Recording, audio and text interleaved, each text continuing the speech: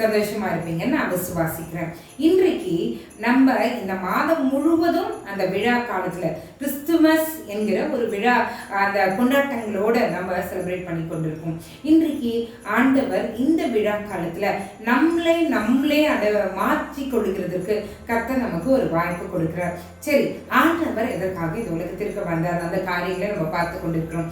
இன்றைக்கு ஒரு காரியத்தை நம்ம வாசிப்போம். லூக்கா 4ஆம் அதிகாரத்துல 18வது வசனத்தின் நடுப்பகுதியில பாருங்க, ஆண்டவர் இருதயம் நறுங்குண்டவர்களை குணமாக்கவும், இருதயம் நறுங்குண்டவர்களை குணமாக்குகிறதற்காக இயேசுவானவர் இந்த உலகத்திற்கு வந்தார் என்று வசனம் சொல்கிறது.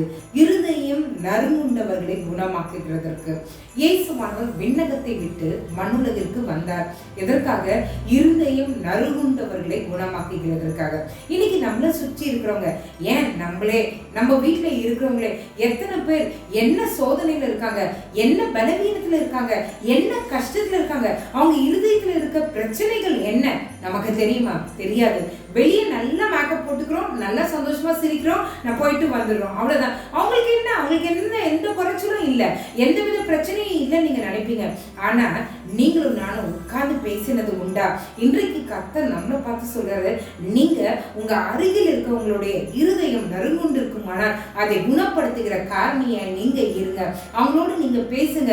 அவங்களுடைய ஸ்ட்ரெஸ்ல இருந்து, அவங்களுடைய மன அழுத்தத்திலிருந்து அவங்க வெளியே வருகிறதுக்கு நீங்களும் நானும் உதவி செய்யலாமே. இருதயம் நறுங்குண்டவர்களை குணமாக்குகிறதற்காக கர்த்தர் நம்மை இந்த உலகத்திற்கு அனுப்பி இருக்கிறார்.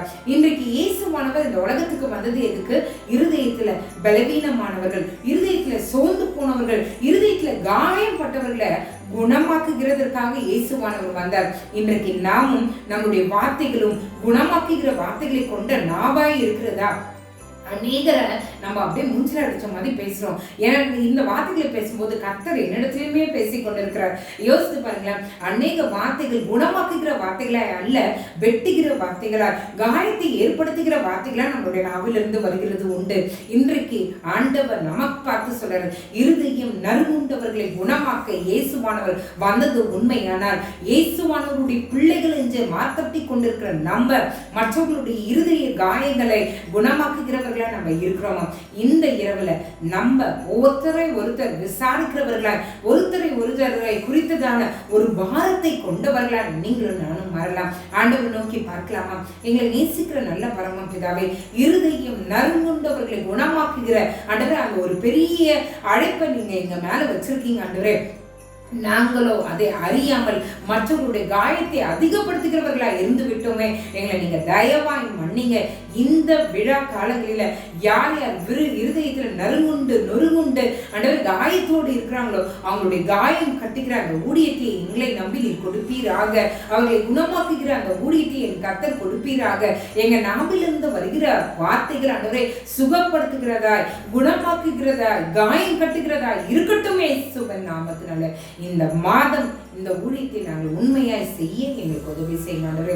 இன்றைக்கு ஆண்டவரே, நாங்கள் எல்லாரும் ஆண்டவரே எங்க வீட்டில் இருக்கிற ஒவ்வொருவரையும் நாங்கள் ஒவ்வொருவரோடு ஆண்டவரே நாங்கள் உட்கார்ந்து அவர்களை விசாரிக்கிறவர்களை, அவர்களோடு நேரம் செலவழிக்கிறவர்களா இருக்கணும் ஆண்டவரே. அப்பா, இந்த காலங்களில ஆண்டவரே எங்க பக்கத்துல நாங்க அவங்க முகத்தை பார்த்துட்டு அவங்க நல்லா இருக்காங்கன்னு நினைச்சது உண்டு ஆண்டவரே. ஆனா அவங்க இருதயத்துல இருக்க பாரம் எங்களுக்கு தெரியாதது உண்டு ஆண்டவரே. இஞ்சி இரவு ஆண்டவரே ஆவியானவரே எங்களுக்கு உதவி செய்யுங்க. அவங்க கிட்ட எப்படி பேசணும், என்ன பேசணும், எப்படி நடந்துக்கணும்ன்ற ஞானத்தை என் கர்த்தர் கட்டளை எழுதுவீராக. இந்த இரவு மாற்றத்தின் இரவாய் எங்களுக்கும் மற்றவர்களுக்கும் இருப்பதாக இயேசுவின் நாமத்தினால. காலை எழுந்து உங்க நாமத்தை மகிமைப்படுத்த கிருபை செய்யுங்க. இயேசுவின் மூலம் ஜெபம் கேளும் நல்ல பரமபிதாவே. ஆமென், ஆமென், ஆமென்.